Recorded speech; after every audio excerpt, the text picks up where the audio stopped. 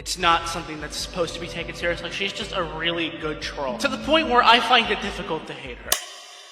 If I asked you who one of the most hated Roblox YouTubers of all time was, some of you may answer Koofy, Kaneko Kitten, or even Fave. But for a time, there was one specific rage bait troll YouTuber who was on top of the world, and was someone who pulled millions upon millions of views per video while committing some of the worst crimes you can possibly imagine behind closed doors, such as minors, posting illicit content of and getting illicit content off of, only to eventually stop uploading and never return under the alias again on YouTube.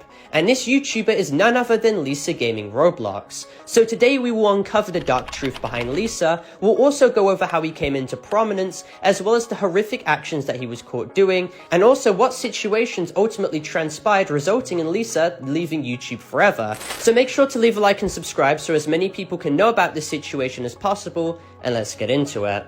Now, I'm sure many of you are all too familiar with my long history with Lisa, but for those of you who are unaware, Lisa Gaming Roblox, born on December the 16th, 2005, was a ragebait Roblox troll who started YouTube on July 2017. They're actually a guy who hid behind the character of a female Roblox avatar and originally made videos deceiving viewers or annoying them in order to garner negative reactions, and he realized that he was very good at it. Very early on, he knew exactly how to annoy the right people and started trying to make exposed videos on popular Roblox YouTubers at the time, such as Green Lego Cats, Glowfish, and even the Forex, just to name a few in 2019, and this gave him some notoriety. However, his true peak in popularity came with quarantine in 2020. Now, while people were shut in and more people were accessing the internet, Lisa was in his prime position to create content to deliberately annoy children and benefit from all the negative attention that he was receiving.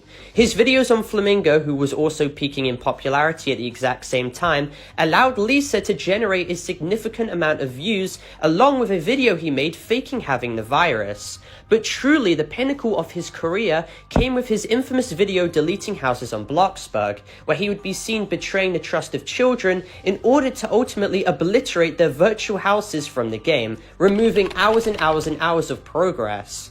Now, as a result of this, the backlash that Lisa received was absolutely monolithic. He was not only banned from Bloxburg itself, but it also prompted Kaneko Kitten, who was an extremely massive Roblox content creator at the time, to come out and make a video on the situation, praising Lisa for being such an effective troll, but condemning them for deleting houses. It's not real. It's not something that's supposed to be taken seriously. She's just a really good troll. To the point where I find it difficult to hate her. But I also believed personally that it was going a bit too far. Like, deleting random 5-year-olds' houses for video content. There's much better things that we can do for videos out in these parts, man. Despite the fact that he himself is a and as a result, his videos on Lisa went viral, therefore resulting in Lisa blowing up in popularity as well in the process. And as of today, her video on deleting houses on Bloxburg is at 5.5 million views. And at this point, Lisa was able to make a name for himself and was all too infamous, and continued churning out videos riding the hate wave because any publicity was good publicity in his eyes.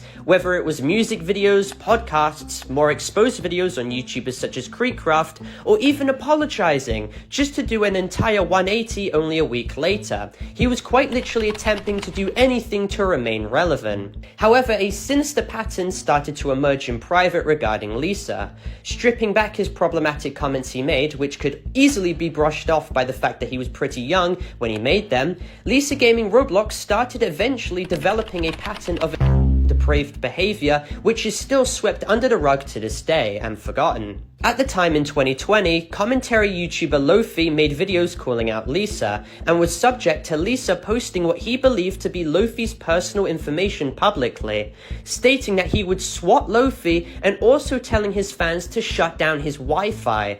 This not only showed Lisa's intent to want to Lofi, who was a minor at the time, but since it wasn't even his actual information, Lisa is seen directly putting random innocent people who lived at that address in danger. Following this, in the same year, 2020, Lisa and his associate Tanya were eventually revealed to have leaked illicit images of a named Kieran in revenge to try and spite them on Snapchat. Kieran was seen mentioning that Lisa leaked images of him, with Lisa being seen admitting it and claiming that it was completely deserved. Lisa was also seen stating that he would distribute other illicit content of them while making jokes to try and degrade them. Keep in mind, however, Kieran, the person who was being threatened in these messages, was also someone who had committed numerous crimes themselves and was an objectively terrible person. However, what Lisa did in this situation was a crime in his country of Norway and was completely disgusting, and it was just the tip of the iceberg in regards to all his horrific actions.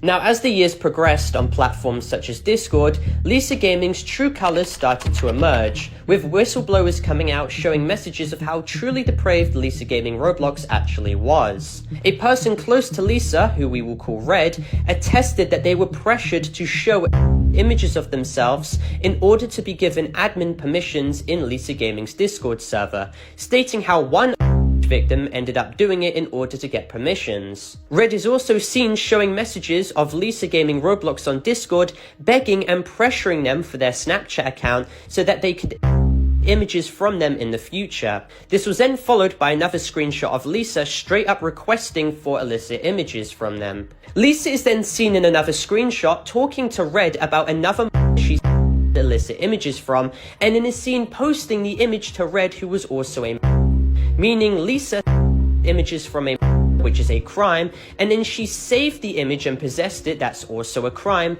and then she distributed it to another in which is yet another crime. So Lisa is essentially collecting all these charges like Thanos collecting the Infinity Stones. And according to Red 2, if you didn't abide by what Lisa said due to his pressuring and him exerting his influence over the moderation team that he presided over, he would ultimately blacklist and ban users. So if victims didn't provide Lisa with illicit content, he would punish them with severe consequences or threaten them. Lisa would also be seen sending graphic content or even content to in Discord group chats, somehow thinking that that behavior was excusable in the slightest, and the people she surrounded herself with too were just as bad. Now, following the fact that now he was being accused of very serious allegations, this took a hit on him very much, and he started to get increasingly hostile towards me.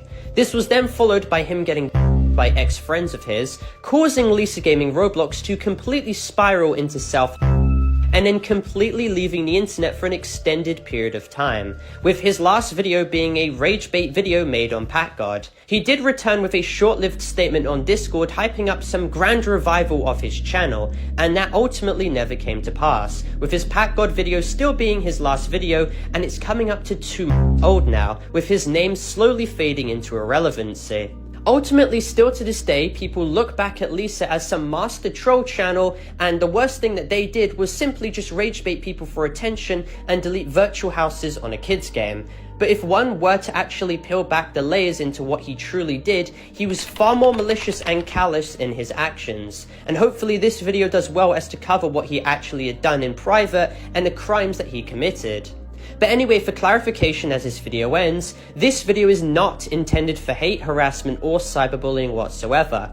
This video is instead intended for educational and informative purposes only, going over the entire situation as a whole in a documentary style context. I'd also like to clarify that this video is intended for more mature audiences as well, as more mature themes are actively being discussed, so viewer discretion is of course advised. All necessary content has been sufficiently blurred, and this video complies with all of YouTube's community guidelines. And with that all being said, thank you all for watching. Make sure to leave a like and subscribe if you're new, and comment your opinions down below about this situation, and join my Discord server to contact me if you wish or to get any updates. My Discord server is discord.gg/Parlo. And with that being said, thank you all for watching, and I'll see you all in my next video. Goodbye.